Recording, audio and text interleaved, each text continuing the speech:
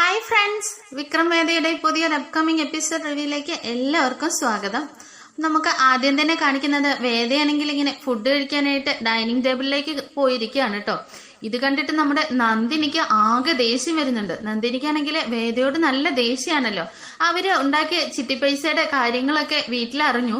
അത് ബാങ്കിൽ അടയ്ക്കാൻ ഇവര് സൂക്ഷിച്ചതാണെന്നൊക്കെ പറഞ്ഞിട്ട് നമ്മുടെ വേദ അതൊക്കെ ഇങ്ങനെ സമ്മതിപ്പിച്ചൊക്കെ വെച്ചിരിക്കുകയാണല്ലോ. അപ്പോൾ പൈസ പോയതിന്റെയും അഥവാ അത് തിരിച്ചു കിട്ടിയാൽ അത് ബാങ്കിൽ അടയ്ക്കണമല്ലോ എന്നുള്ള ഇതിന്റെയൊക്കെ പേരിൽ ഭയങ്കര ടെൻഷനിലാണ് കേട്ടോ നന്ദിനി. ഇതിന്റെ എല്ലാം ദേഷ്യം നമ്മുടെ വേദയോടാണ്.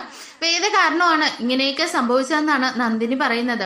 അങ്ങനെ ശ്രീജയും വിഷ്ണുനും കൂടി അടുക്കളയിൽ ഇങ്ങനെ നിൽക്കുന്ന സമയത്ത് അവിടേക്ക് ഇങ്ങനെ നന്ദിനി ചെല്ലുന്നുണ്ട് കേട്ടോ. എന്നിട്ട് നന്ദിനി ഇങ്ങനെ പറയുന്നുണ്ട്, ചുമ്മാ ഇരുന്നിങ്ങനെ തിന്നാ മതിയല്ലോ, എന്റെ വിനയേട്ടം കൊണ്ടുവന്ന് കഷ്ടപ്പെടുന്നുണ്ട്, 4 നേരം മൂക്കുമുട്ട ഇങ്ങനെ ഇരുന്ന് എല്ലാവർക്കും തിന്നാം എന്നും പറഞ്ഞിങ്ങനെ നന്ദിനിയാണെങ്കിൽ വായിത്തൊന്ന് ഓരോന്നിങ്ങനെ പറഞ്ഞുകൊണ്ടിരിക്കുകയാണ്. ഇത് കേട്ടിട്ട് വേദ ഇങ്ങനെ പറയുന്നുണ്ട്, എന്തിനാ നന്ദിനി ചേച്ചി എന്നോടുള്ള ദേഷ്യത്തിന് ശ്രീജേച്ചിയോടും വിശ്വേട്ടനോടും പറയുന്നത്? എന്നോട് എന്തെങ്കിലും പറയാനുണ്ടെങ്കിൽ എന്നോട് പറഞ്ഞാൽ മതിയല്ലോ. അതിന് ഞാൻ നിങ്ങൾക്ക് തെറ്റായിട്ടൊന്നും പറഞ്ഞില്ലല്ലോ. പൈസ കിട്ടിയാല് അത് ഈ വീട്ടിലെ എല്ലാവർക്കും വേണ്ടി എടുത്ത ബാങ്ക് ലോണല്ലേ, അത് അടയ്ക്കണമെന്നല്ലേ ഞാൻ പറഞ്ഞുള്ളൂ എന്നിങ്ങനെ നന്ദിനി പറയുകയാണ് കേട്ടോ. പിന്നെ നിങ്ങളും ഈ വീട്ടിലുള്ളവർ തന്നെയല്ലേ, വിനയേട്ടനാണെങ്കിൽ ഈ അച്ഛനും അമ്മയുടെയും മകൻ തന്നെയല്ലേ എന്നിങ്ങനെ പറയുമ്പോഴേക്കും നന്ദിനി ഇങ്ങനെ ദേഷ്യപ്പെട്ട് പറയുന്നുണ്ട്, എടി നീ ഈ വീട്ടിലെ കാര്യങ്ങളൊക്കെ നടത്താൻ വേണ്ടിയിട്ടല്ല ഞങ്ങള് കഷ്ടപ്പെട്ട് പൈസ ഉണ്ടാക്കി സൂക്ഷിച്ച് വെച്ചത്. എന്റെ വിനയേട്ടനാണെങ്കിൽ ഉറുമ്പ് 1 മണി അരി കാത്തു സൂക്ഷിച്ചു വെക്കുന്നത് പോലെ ഉണ്ടാക്കിയതാ. ഇതൊക്കെ ഇങ്ങനെ പറഞ്ഞിട്ട് നന്ദിനിയോട് ഇങ്ങനെ ദേഷ്യപ്പെടുകയാണ് കേട്ടോ. ഇതൊക്കെ വേദയോട് ഇങ്ങനെ ദേഷ്യപ്പെട്ട് പറയാണ് നന്ദിനി.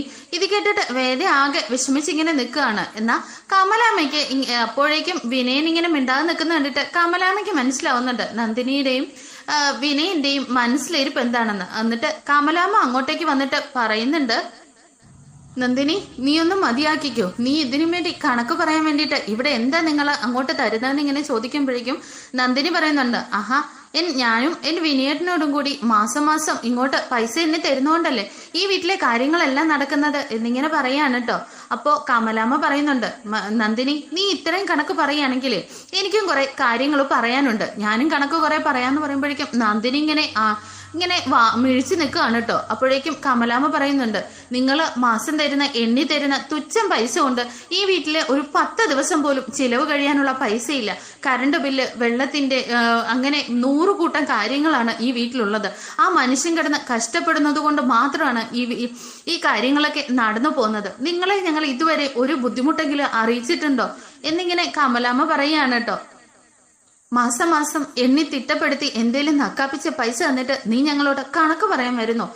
എന്നിട്ട് നീ വിനയം കൊണ്ടുവരുന്ന പൈസയെല്ലാം കൂടി പിടിച്ച് സൂക്ഷിച്ചു വെച്ചിട്ട് ഇപ്പൊ എന്താ ഉണ്ടായ? അതെല്ലാം പോയില്ലേ, അതങ്ങനെയേ വരൂ. പിന്നെ നീ ഇതിനെ കുറിച്ചൊന്നും കൂടുതൽ സംസാരിക്കാൻ വരണ്ടെന്ന് പറഞ്ഞിട്ട് കമലാമ്മ നല്ലതായിട്ട് പറയുന്നുണ്ട് കേട്ടോ. ഇത് കേട്ടിട്ട് നന്ദിനിക്ക് ഒന്നും പറയാൻ പറ്റാതെ ഇങ്ങനെ നന്ദിനി കണ്ണുമിഴിച്ച് നിൽക്കുകയാണ്. എന്നാ ഇതെല്ലാം കേട്ടോണ്ട് വന്ന വിക്രം ഇങ്ങനെ നിൽക്കുകയാണ്. വിക്രം പറയുന്നുണ്ട്, അമ്മേ ബാങ്കിൽ അടയ്ക്കാനുള്ള പൈസയെല്ലാം ഞാൻ തന്നെ അടച്ചുകൊള്ളാം. അതിന്റെ പേരിൽ ഇനി ഇവിടെ ഒരു വഴക്കും ഒരു സംസാരവും വേണ്ട. അത് നന്ദിനി എടുത്തിയും വിനയേട്ടനും അടയ്ക്കുകയും വേണ്ട. എന്തായാലും അത് നേരായ മാർഗത്തിൽ അധ്വാനിച്ച് തന്നെ ഞാനത് വീട്ടിൽ കൊള്ളാന്നിങ്ങനെ പറയാണ് കേട്ടോ.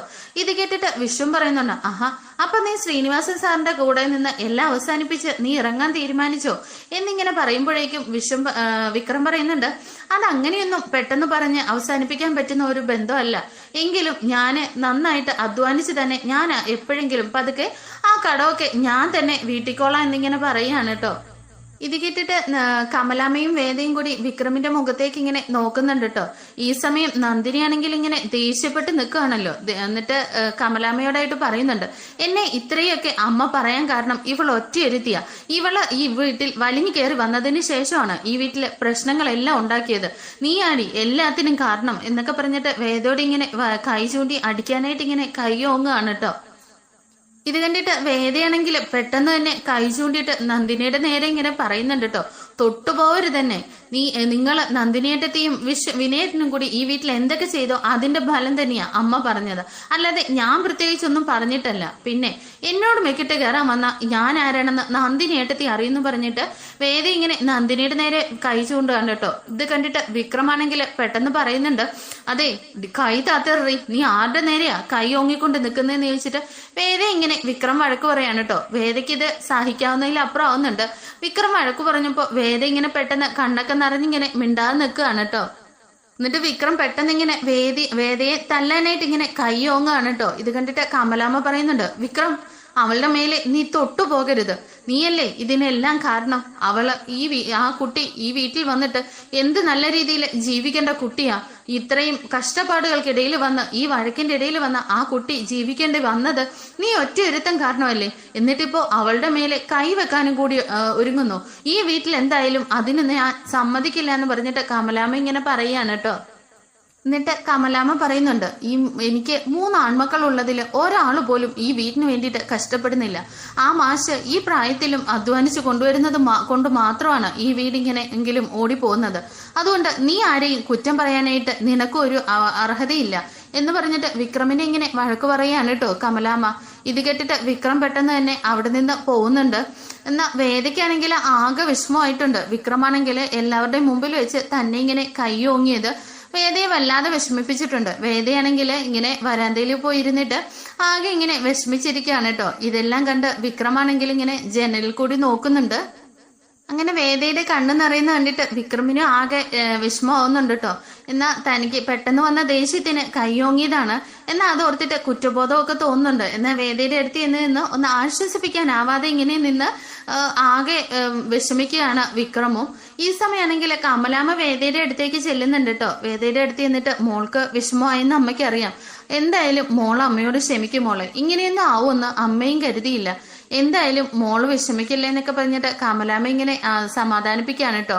എനിക്ക് ആകെയുള്ള ഒരു ആശ്വാസം ഇതൊന്നും കാണാനായിട്ട് മാഷ് ഇവിടെ ഇല്ലാണ്ടായി പോയല്ലോ. മാഷ് ഉണ്ടായിരുന്നെങ്കിൽ മാഷ് ഇതൊക്കെ തകർന്നു പോയേനെ. മാഷിന് മക്കളെ കൊണ്ട് സന്തോഷിക്കാനായിട്ട് ഒരിക്കലും ഒരു യോഗവും ഇല്ല മോളെ. വിക്രമിനെ ആയിരുന്നു ആകെ ഉണ്ടായിരുന്ന പ്രതീക്ഷ, അത് ഇങ്ങനെയോ ആയെന്ന് പറഞ്ഞിട്ട് കമലാമ്മ ഇങ്ങനെ സങ്കടപ്പെടുകയാണ് കേട്ടോ. ഈ സമയം വേദ പറയുന്നുണ്ട്, അല്ലമ്മേ ഞാനല്ലല്ലോ, നന്ദിനിയേട്ടത്തിയല്ലേ ഇങ്ങോട്ടേക്ക് വഴക്കിന് വന്നത്. വെറുതെ ആ ശ്രീജേച്ചിയുടെ കണ്ണു നിറയുന്ന കണ്ടിട്ട് എനിക്ക് സഹിക്കാൻ കഴിഞ്ഞില്ല. ശ്രീജേച്ചിയെ എപ്പോഴും നന്ദിനിയേട്ടത്തി ഓരോ കുത്തുവാക്ക് പറഞ്ഞ് വിഷമിപ്പിച്ചുകൊണ്ടേയിരിക്കും. അതുകൊണ്ടാണ് ഞാനും അങ്ങോട്ടേക്ക് പറഞ്ഞത്. എന്നാൽ വിക്രം ഞാൻ പറയുന്നതൊന്നും കേൾക്കാതെ വെറുതെ എന്നെ അങ്ങനെ കൈയൊങ്ങാൻ വന്നതുകൊണ്ടാണ് എനിക്ക് സഹിക്കാൻ പറ്റാതായി പോയത് എന്നൊക്കെ ഇങ്ങനെ വേദ ഇങ്ങനെ കമലാമ്മയോട് പറയുന്നത് നമ്മുടെ വിക്രമാണെങ്കിൽ ജനൽ കൂടി ഇങ്ങനെ കേൾക്കുന്നുണ്ട് കേട്ടോ. ഇത് കണ്ടിട്ട് വിക്രമിനാകെ വിഷമമാവുന്നുണ്ട്. വിക്രമിനെ അറിയാം നന്ദിനിയാണ്, നന്ദിനിയുടെ സ്വഭാവം ഇങ്ങനെയാണെന്നൊക്കെ അറിയാം. എങ്കിലും വേദയെ പെട്ടെന്ന് റിയാക്ട് ചെയ്തപ്പോ വിക്രമിനും അത് കണ്ടു നിൽക്കാനായില്ലെന്നേ ഉള്ളൂ കേട്ടോ. അങ്ങനെയാണെങ്കിൽ കമലാമ്മ അവിടെ നിന്ന് പോകുന്നുണ്ട്. മോളെന്തായാലും സമാധാനമായിട്ട് പോയി കിടന്നുറങ്ങുക എന്ന് പറഞ്ഞിട്ട് പോവാണ് കേട്ടോ. എന്നാ വിക്രമാണെങ്കിൽ കമലാമ്മ പോയി കഴിയുന്നതും വേദയുടെ അടുത്തേക്ക് ഇങ്ങനെ വരുന്നുണ്ട് കേട്ടോ. വേദയാണെങ്കിൽ കണ്ണീരൊക്കെ തുടച്ചിട്ട് പെട്ടെന്ന് വിക്രമനെ കാണുമ്പോഴേക്കും ദേഷ്യപ്പെട്ട് ഇങ്ങനെ തിരിഞ്ഞിരിക്കുകയാണ്. വിക്രപ്പോ വേദയോട് പറയുന്നുണ്ട്, നീ എന്തിന് ഏട്ടത്തിമാരെ ഓരോന്ന് പറയാൻ പോകുന്നത്? ഏട്ടത്തിമാരുടെ നേരെ ഒച്ചയിടുന്നത് എനിക്കിഷ്ടമല്ല. അത് നീ കുറച്ചൊക്കെ ഒന്ന് കണ്ടും കേട്ട് നിൽക്കണ്ടേ, അതുകൊണ്ടല്ലേ ഞാൻ പെട്ടെന്ന് അങ്ങനെ വന്നത് എന്ന് പറയുമ്പോഴേക്കും വേദ പറയുന്നുണ്ട്, അതിന് വിക്രം എന്തിനാ എന്നോട് ഇങ്ങനെ പറയുന്നത്? അല്ല സോറി എന്നിങ്ങനെ പറയുമ്പോഴേക്കും എൻ്റെ അടുത്ത് സോറി ഒന്നും പറയണ്ട. വിക്രമിന് ഈ വീട്ടിലുള്ളവരെ കുറിച്ച് ഒന്നും അറിയില്ല. ഞാനതിന് തെറ്റൊന്നും ചെയ്തില്ലല്ലോ. ഞാൻ ഈ വീട്ടിലുള്ള എല്ലാവരെയും ഒരുമിച്ച് നിർത്താനല്ലേ ഞാനും ശ്രമിക്കുന്നത്. ആ നന്ദിനിയേട്ടത്തി ഈ വീട്ടിൽ കാര്യങ്ങളൊക്കെ ഇങ്ങനെ ഉഴപ്പിത്തല്ലി വിടുമ്പോൾ അത് നല്ല രീതിയിൽ കൊണ്ടുവരാനാണ് ഞാൻ ശ്രമിച്ചത്. നന്ദിനിയേട്ടത്തി വെറുതെ എന്നെ അതും ഇതും പറഞ്ഞതല്ലേ എന്നിങ്ങനെ വേദ പറയാണ് കേട്ടോ. ഇത് കണ്ടിട്ട് വിക്രം ഇങ്ങനെ മിണ്ടാതിരിക്കുമ്പോ വേദ പറയുന്നുണ്ട്, നിങ്ങൾക്ക് ഈ വീട്ടിലെ ആരെക്കുറിച്ചും ഒന്നും അറിയില്ല. നന്ദിനിയേട്ടത്തി ഓരോന്ന് പറഞ്ഞ് എപ്പോഴും എല്ലാവരോടും വഴക്കുണ്ടായിക്കൊണ്ടിരിക്കും. അതുകൊണ്ടാണ് ഇങ്ങനെയെന്നൊക്കെ പറയാണ്. എന്നിട്ട് വേദ പറയുന്നുണ്ട്, അതെങ്ങനെയാ, നിങ്ങൾക്ക് ഈ വീട്ടിലെ കാര്യങ്ങളൊന്നും അറിയില്ലല്ലോ, ഇങ്ങനെ അടിയും പിടിയും ഒക്കെ ആയിട്ട് നിങ്ങൾക്ക് നടന്നാൽ മതിയല്ലോ എന്നിങ്ങനെ പറഞ്ഞിട്ട് വേദ വീണ്ടും ഇങ്ങനെ പൊട്ടിക്കരയാണ് കേട്ടോ. എന്നാൽ വിക്രമിനാണെങ്കിൽ വേദയൊന്ന് ചേർത്ത് നിർത്തി ആശ്വസിപ്പിക്കണമെന്നൊക്കെ ഉണ്ട്. എന്നാ തനിക്കതിനെ കഴിയില്ലല്ലോ എന്ന് ഓർത്തിട്ട് വിക്രം ഇങ്ങനെ വേദയുടെ അടുത്ത് കരച്ചിൽ കണ്ട് സഹിക്കാൻ വയ്യാതെ ഇങ്ങനെ നിൽക്കുകയാണ് കേട്ടോ. എന്നാൽ ഇതെല്ലാം നമ്മുടെ നന്ദിനിയാണെങ്കിൽ ജനൽ കൂടി ഒഴിഞ്ഞു നോക്കുന്നുണ്ട്. നീ കൊള്ളാടി, നിന്റെ നാക്കും ഇതും വെച്ചിട്ട് വിക്രമിനെയും കൂടി നീ വളച്ചെടുക്കാൻ നോക്കുവാണല്ലേ. ഞാൻ ഇതിനെല്ലാം ഒരു പരിഹാരം ഞാൻ കണ്ടെത്തി തരാം, നിന്നെ ഈ വീട്ടില് ഞാനിപ്പോ സുഖിച്ച് ജീവിപ്പിക്കാടി എന്നൊക്കെ പറഞ്ഞിട്ട് നന്ദിനി ഇങ്ങനെ ഓരോന്നും സ്വയം മനസ്സിൽ ഇങ്ങനെ പറഞ്ഞുകൊണ്ട് നിൽക്കുകയാണ് കേട്ടോ.